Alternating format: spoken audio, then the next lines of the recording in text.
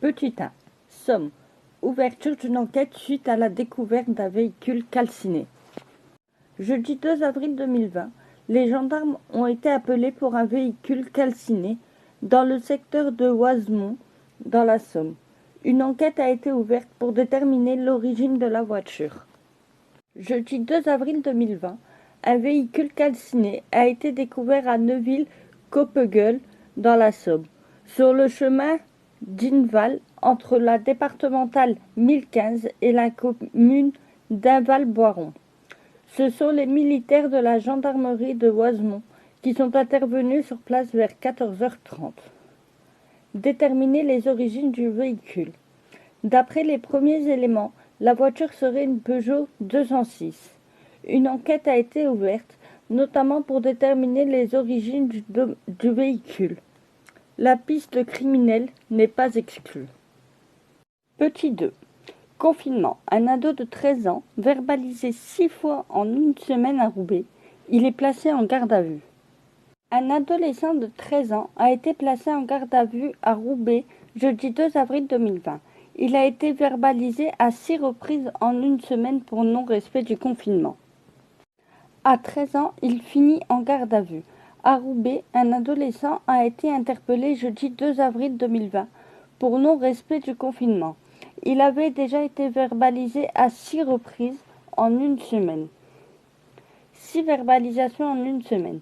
D'après une source judiciaire, l'adolescent a été contrôlé jeudi à 11h40 rue de la Limite. Le garçon est contrôlé par la BAC, Brigade anticriminalité, et se trouvait dépourvu d'attestation de déplacement dérogatoire. Après vérification, les policiers ont constaté qu'il en était à sa 6e infraction en une semaine. Il a donc été interpellé et placé en garde à vue. Petit 3. Nogent-sur-Oise. Violent feu d'appartement. 39 personnes évacuées. Un incendie s'est déclaré vendredi 3 avril vers 23h dans un HLM à Nogent-sur-Oise. 39 personnes ont été évacuées et 7 personnes ont été incommodées. Un incendie s'est déclaré vendredi 3 avril vers 23h au premier étage d'un immeuble de logements sociaux situé au 27 boulevard Édouard Branly, à Nogent-sur-Oise. Il n'y a pas de victimes. Les reconnaissances dans l'immeuble de 4 étages ont été réalisées par les sapeurs-pompiers de Creil et Nogent-sur-Oise. Les vérifications se poursuivent dans la nuit à l'aide d'une caméra thermique. 9 personnes relogées. Au total, 39 personnes ont été évacuées dans 11 appartements, communique le service départemental d'incendie et de secours de l'Oise. 7 personnes incommodées ont refusé leur transport vers le centre hospitalier.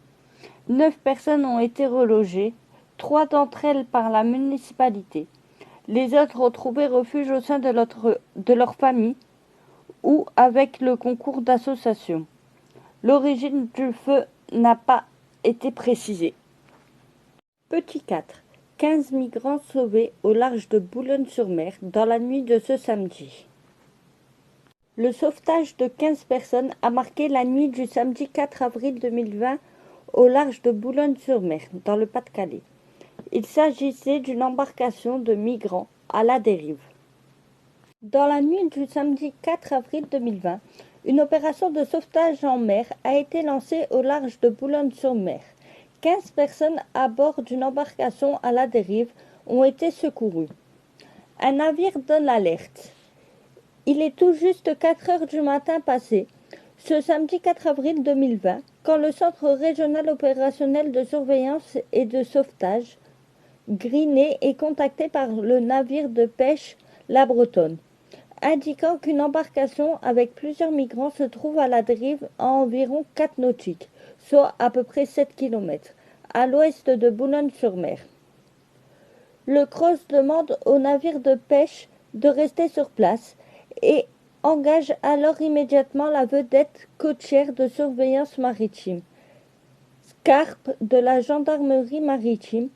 À 4h37, la VCSM SCARP arrive sur une zone et récupère à son bord les 15 migrants, dont 2 femmes et un enfant, et prend en remorque leur embarcation, détaille le Prémat, préfecture maritime de la Manche et de la mer du Nord. Quelques heures après l'opération, à 5h44, les 15 migrants sont débarqués de la Vedette à Boulogne-sur-Mer. Ils sont pris en charge par les pompiers et la police aux frontières de Pas-de-Calais. Rappel du danger. Ils sont tous sains et saufs grâce à l'efficience et la réactivité des acteurs agissant quotidiennement pour l'action de l'État en mer et la sauvegarde de la vie humaine, ajoute le Prémat. Le préfet maritime de la Manche et de la mer du Nord profite de l'occasion pour lancer un nouvel appel à la vigilance. Elle met en garde les migrants qui envisagent de traverser la Manche, une des zones les plus fréquentées au monde et où les conditions météorologiques sont souvent difficiles.